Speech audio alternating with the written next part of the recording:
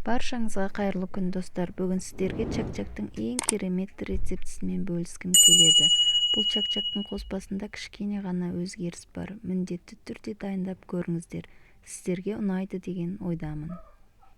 Чак-чактың қамырын дайындаймыз. Жұмыртқамызға чым-чым тұзымызды, аз содымызды салып, жақсылап араластырамыз. Илектен өткізілген ұнымызды салып, жақсылап қамыр илейміз.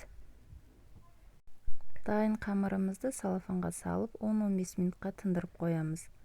10-15 минут өткеннен кейін қамырымызды алып, ұнның көмегімен жаямыз. Қамырымызды жұқалап жаямыз. Неғұрлым жұқа жайсаңыздар, чак-чактарыңыз соғұрлым жақсы болып шығады. Жұқа қылып жайып алған қамырымызды 10-15 минутқа кептіріп аламыз. Кептіріп алсаңыздар, чак-чактарыңыз жабыспайды. Видеода көріп тұрғандарыңыздай оқтаудың көмегімен кепкен қамырымызды орап алып, ортадан кесіп, осындай ұзынша етіп кесіп аласыздар. Оны енді жіңішке етіп тураймыз. Неғұрлым жіңішке турасаңыздар, соғұрлым чак-чактарыңыз өте керемет болып піседі.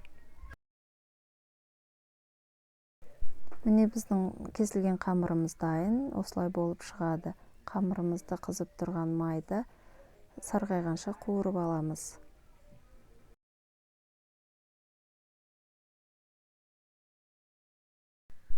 Міне менде шыққаны осы. Енді сиробын дайындаймыз. Сиробын дайындау үшін бізге су, қант, күнжіт, бал және жаңғақ керек болады. Жаңғақ өз қалауларыңыз бойынша.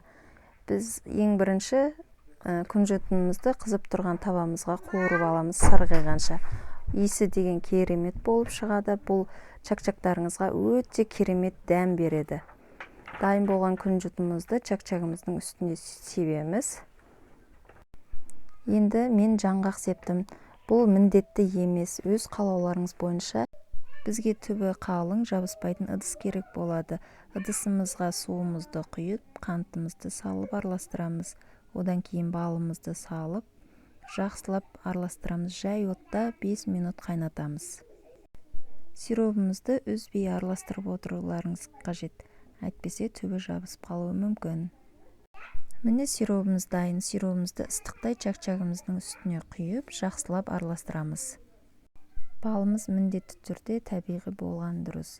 Табиғи болған чак-чагымыздың дәмі өте керемет дәмді болып шығады. Дайын болған чак-чагымызды бірден тәрелкеге салып ұсынсаңыздар болады. Не болмаса, дәл видеодағындай көріп тұрғандарыңыздай табаға пергамент қағазын төсеп, асты жабыспас үшін. Осылай бір келкі қылып салып аламыз чак-чагымызды. Одан үстін жаймендеп ақырындап басамыз. Чак-чактарыңызды тығыздап басу үшін салафанның көмегі керек болады. Қолдарыңызға сол кезде бал жабыспайтын болады. Дәл видеодағындай басып шығасыздар. Екінші кеңесім, қолдарыңызды сулап бассаңыздар да болады. Чак-чагымыз міне дайын. Осы дайын чак-чакты холодильникке 2 сағатқа салып қоясыздар. Сол кезде жақсылап қатады, кесуге өте ыңғайлы болып шығады. Міне біздің чак-чагымыз дайын. Дәмі өте керемет, әрі ерекше болып шығады. Міндетті түрде үйде жасап көріңіздер. Қонақтарыңызды қуантыңыздар. Ас болсын, менімен бірге болғандарыңызға көп рахмет.